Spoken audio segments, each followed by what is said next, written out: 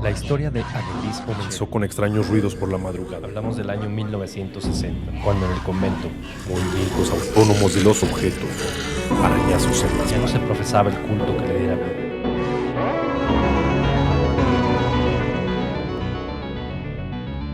Hablemos de terror.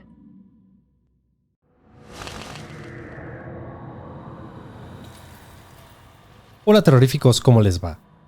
Muchas gracias por acompañarnos en cada relato. Sean bienvenidos a este espacio donde tratamos de desconectarnos de la rutina diaria para disfrutar de un buen relato de terror. Así que los invito a que se preparen su bebida favorita, se relajen e imaginen que son parte del relato. No olviden que si les gusta nuestro trabajo pueden ayudarnos dejando un like, un comentario y claro, suscribiéndose. Esta es la segunda parte del relato Poltergeist. Como siempre, les recomiendo el uso de audífonos para una mejor experiencia. Volumen arriba, apagar la luz y disfrutar. Esto es, Hablemos de Terror. Bienvenidos.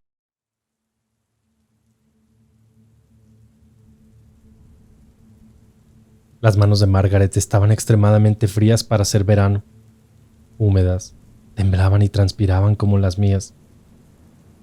¿Qué diablos estoy haciendo? Me repetí en silencio mientras con ojos entreabiertos observaba a esta extraña medium que trajo a casa la todavía más extraña vidente amiga de mi hermana. Había comprado esta pequeña mesa solo hace un par de meses para la cocina, para nuestros desayunos. Jamás iba a pensar que serviría para una sesión de espiritismo. Menos mi familia y yo. Ser parte de estas cosas tan siniestras y aterradoras que me parecían inverosímiles, solo vistas en las películas de terror. Lo cierto es que el miedo había calado tan profundo que estábamos dispuestos a todo con tal de entender qué rayos estaba ocurriendo en nuestro hogar y qué era lo que nos estaba acechando y sobre todo, por qué a nosotros. Aquella medium, de solo verla, espantaba. Era una anciana de piel extremadamente arrugada, de cabellos largos, grises y destartalados. Parecía que no lo hubiera aseado en semanas.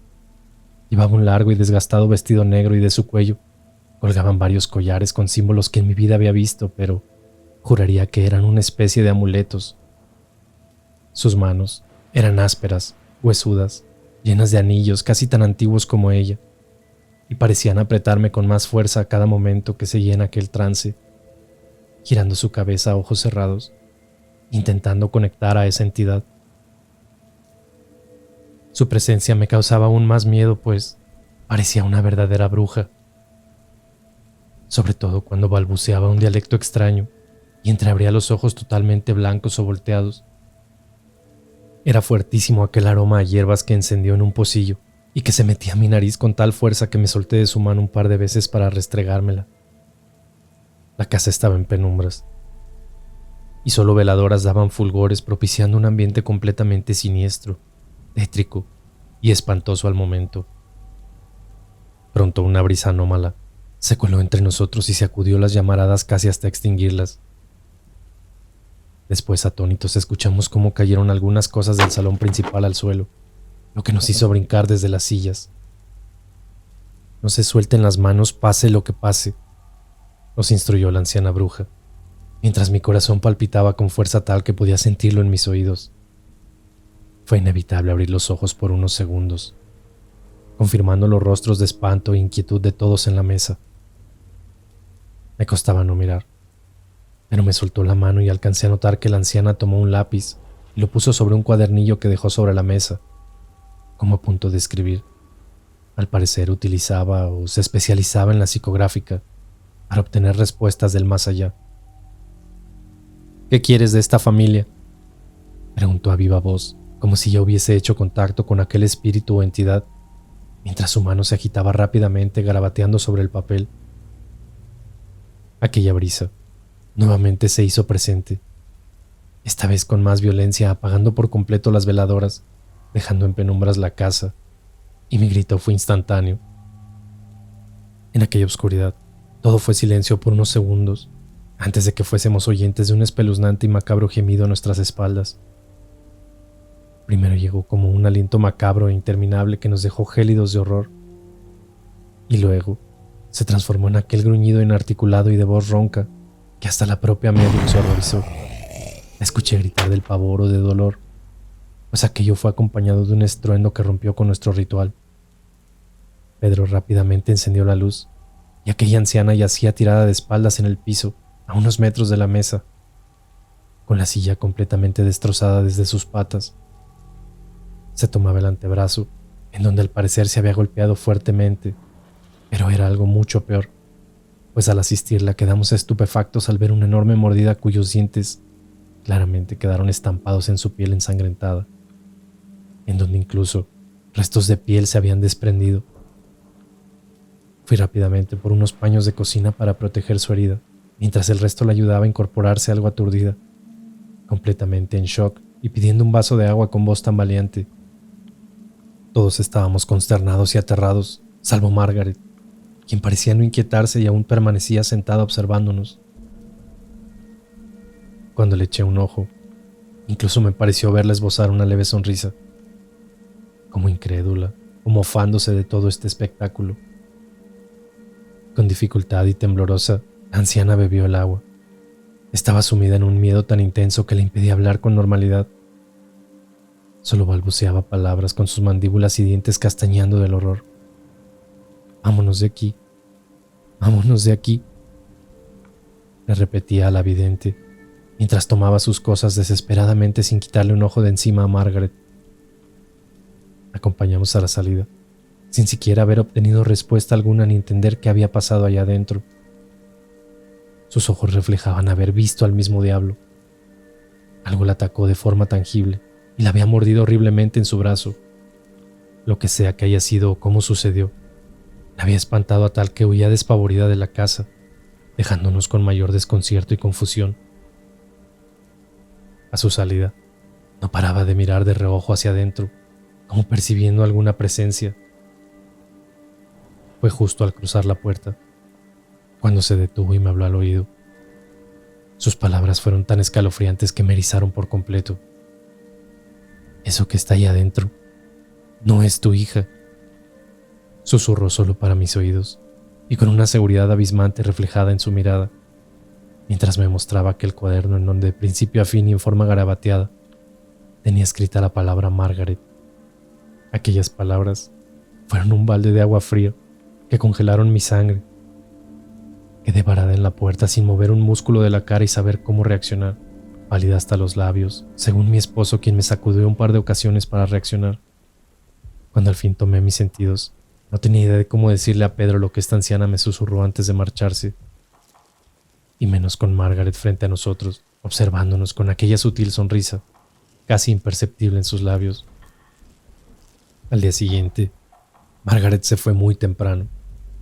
Llevaba un bolso grande, pues dijo que se quedaría unos días donde su amiga. Fue ahí que aproveché para hablarle a Pedro de aquello, pero no lo haría en casa delante de los chicos, por cuanto lo convidé a la parroquia muy por la tarde, ya que necesitaba también hablarlo con el párroco, dejando a los niños al cuidado de mi hermana, que ya a diario nos hacía compañía. Pedro no podía creer las palabras de aquella bruja. Estaba convencido de que era una aprovechadora, de que no debíamos haber accedido a ella nunca y llegar a tanto con todo esto. Sin embargo, aquella mordida en su brazo fue real. Aquel miedo que observé en sus ojos era tan real e imposible de fingir. Es más, ni siquiera se acordó de cobrarnos. Aquellos eventos paranormales eran reales y Pedro también los había presenciado. El padre nos acogió en su despacho y nos desahogamos explicando estos nuevos eventos, brindándonos su total apoyo, y nos convidó a orar juntos antes de volver a casa. Para su conocimiento, existía la posibilidad de que aquella entidad maligna en casa estaba queriendo apoderarse de mi hija, o en el mejor de los casos, canalizando sus energías y manifestaciones a través de ella, prometiéndonos que hablaría con sus pares y canalizar toda la ayuda posible. Cuando regresamos a casa, un poco más tranquilos, nuestra sorpresa fue mayúscula cuando encontramos a Margaret preparándose algo en la cocina. Mi hermana se había marchado y los niños disfrutaban de la televisión. Pedro me miró desconcertado y me preguntó: ¿no se supone que se fue a quedar unos días donde su compañera? Margaret nos saludó cariñosamente como si nada, nos besó y nos abrazó como si hace días no hubiese estado en casa, como si no hubiese presenciado lo de anoche. Luego tomó su sándwich, un vaso de leche y se fue a su habitación, indicando que tenía mucho que estudiar. Nos miramos confundidos, no estábamos entendiendo absolutamente nada, pero también con pavor al recordar las palabras de aquella bruja. ¿Quién era entonces la que estuvo anoche con nosotros? ¿Podría estar sufriendo Margaret alguna doble personalidad? O peor aún, podría estar ya poseída o siendo manipulada por esta entidad maligna. Alguien tocaba mi cabeza y comenzó a rasgar entre mi cabellera. Al principio pensé que era Pedro quien veía aún televisión, y por mi somnoliento estado, por el cansancio, pareciéndome muy gratificante aquello, dejándome llevar y exigiéndoles que no parara. Pedro se quejó entre dormido, balbuceando que de qué rayos hablaba. Pensé que estaba bromeando, pero pronto me jalaron del pelo con violencia tal que me levantaron la cabeza de la almohada. Claramente no era Pedro. Me senté horrorizada en la cama para confirmar que él dormía dándome la espalda. Lo desperté sacudiéndolo fuertemente, contándole lo que acababa de ocurrir. Tal vez lo soñaste, me dijo, encendiendo la luz y revisando todo el cuarto. Luego de la inspección, dejamos la televisión encendida y la lámpara junto a la cama, que con su pantalla amarillenta le daba una tenue luminosidad al cuarto. Y con eso, comencé a sugestionarme más. Al cabo de una hora, apagué todo. Necesitaba descansar y la luz me lo impedía. Pero no pasó mucho tiempo cuando se nos interrumpió nuevamente el descanso. Era aquel hedor a putrefacción que tenuemente se colaba en el cuarto. Luego la manija de la puerta, que comenzó a girar lentamente mientras leves rasguños, provenientes debajo de la cama, me atemorizaban. Dormía de lado, justo en dirección a la puerta, así que el miedo era aún mayor observándolo todo.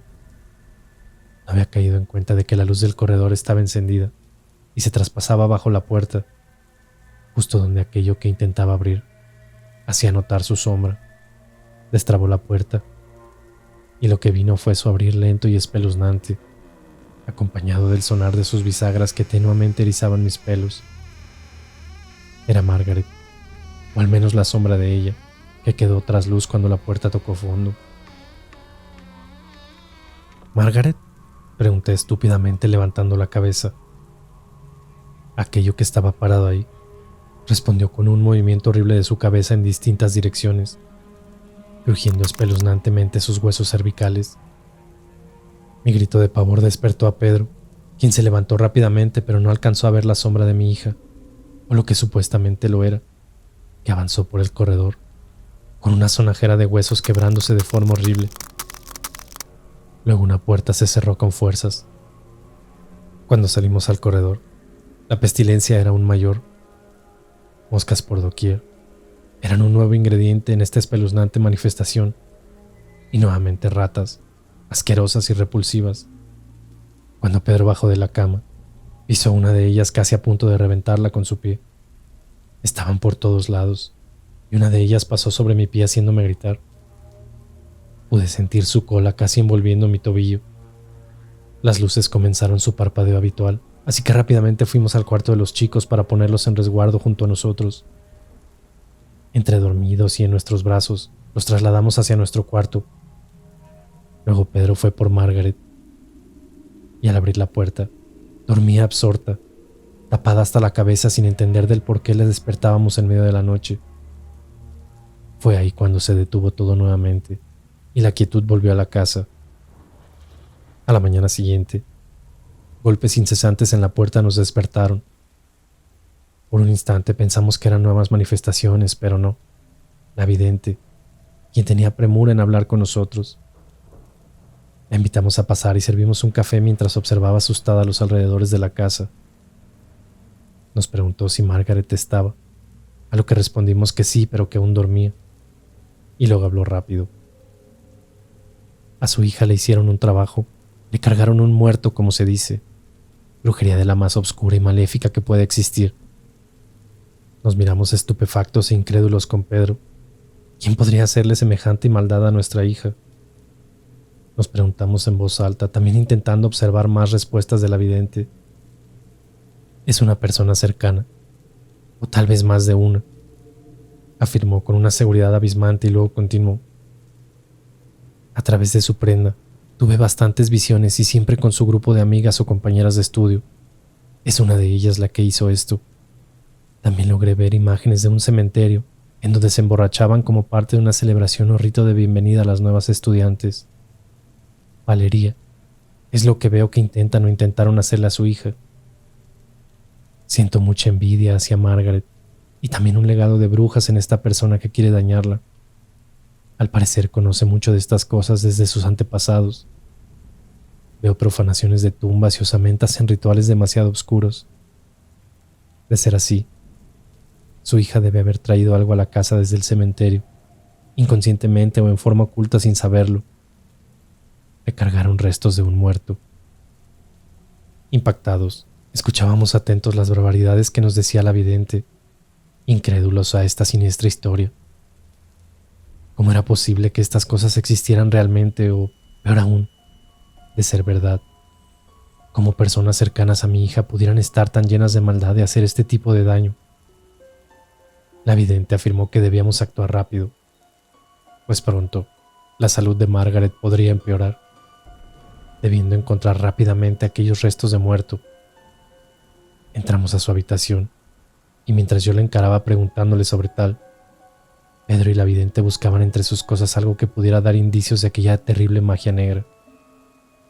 Margaret, asustada, se echó a llorar luego de explicarle todo, contándonos que efectivamente existe un ritual para los nuevos alumnos de la carrera Anatomía Patológica, que consiste en pasar una noche en el cementerio y buscar una tumba, ojalá alguna que pueda ser abierta, de esas casi abandonadas, para tocar las osamentas y hacer un juramento casi de fraternidad. Es como una iniciación, pero sin ninguna finalidad de dañar, solo es algo macabro.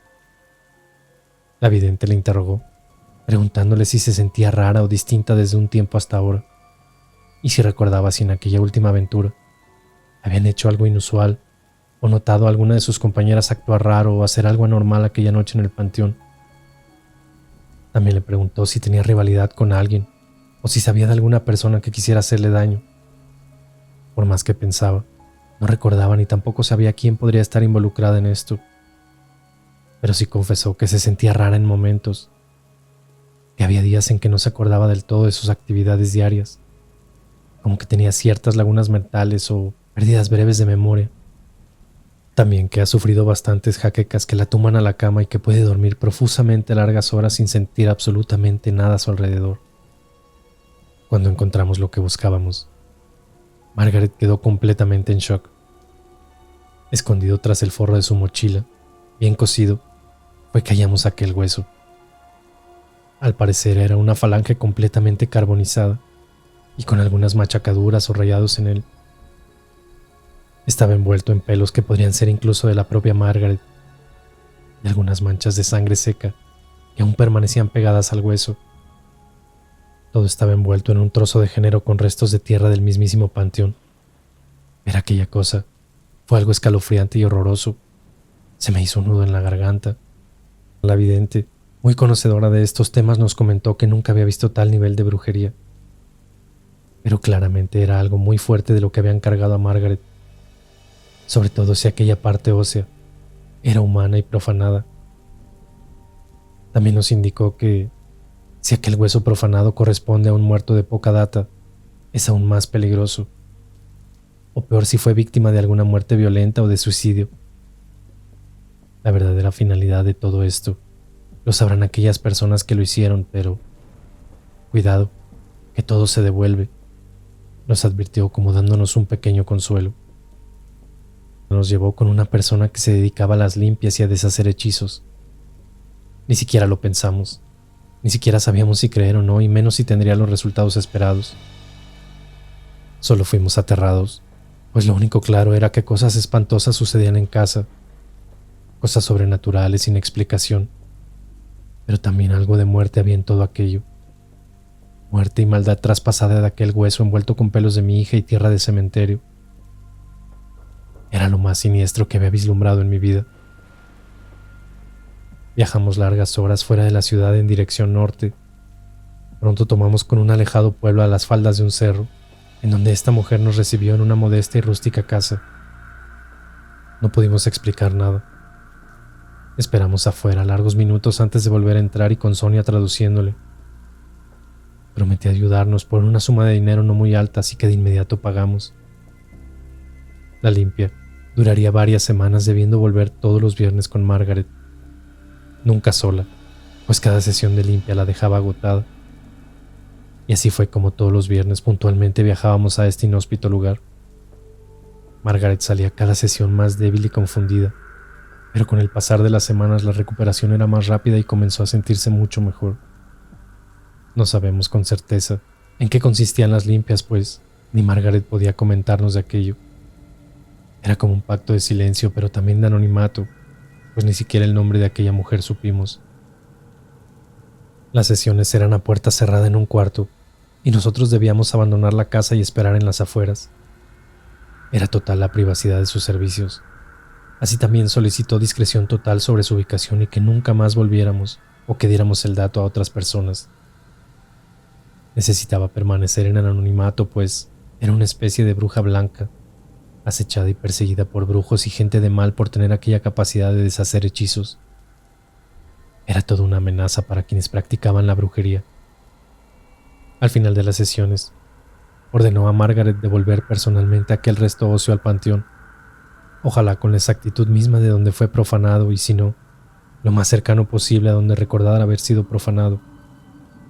Debía hacerlo tal cual, envuelto en sus pelos y tierra, cavando con sus propias uñas y pidiendo perdón al difunto acompañado de una extraña oración que escribió para Margaret, la cual debía leer y enterrar junto con aquel hueso, no sin antes marcarla con sangre propia, esperando que fuera suficiente para que aquel muerto volviera a su descanso eterno donde pertenecía, y no en nuestra casa, que entendiera al fin que no puede vivir en el cuerpo de Margaret. Mi hija se alejó completamente de aquellas amigas, de todas. Jamás supo quién había sido la causante de tanto mal, pese a haberlas encarado a todas, una por una. Algunas guardaron un silencio culposo. Otras negaron rotundamente participar de aquello. Tal vez fueron todas. Nadie lo sabrá.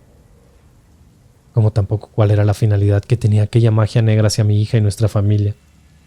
Menos quisimos saber de aquel muerto. ¿Quién era o cómo había sido en vida? Muchas preguntas quedarán sin respuesta, pero a veces es mejor así. Han pasado largos 5 meses y sin embargo aún no superamos los eventos. Aquellos fenómenos poltergeist causados por aquel muerto desaparecieron por completo. Sin embargo, cuando llega la noche aún nos sobresaltamos por alguna puerta o ventana que se abre sutilmente, o que chilla producto de alguna corriente de aire, o cuando alguna tabla se siente crujir en el silencio de la noche por su descompresión. Seguimos despertando exaltados, esperando que sea solo eso, y no aquel muerto aún viviendo entre nosotros.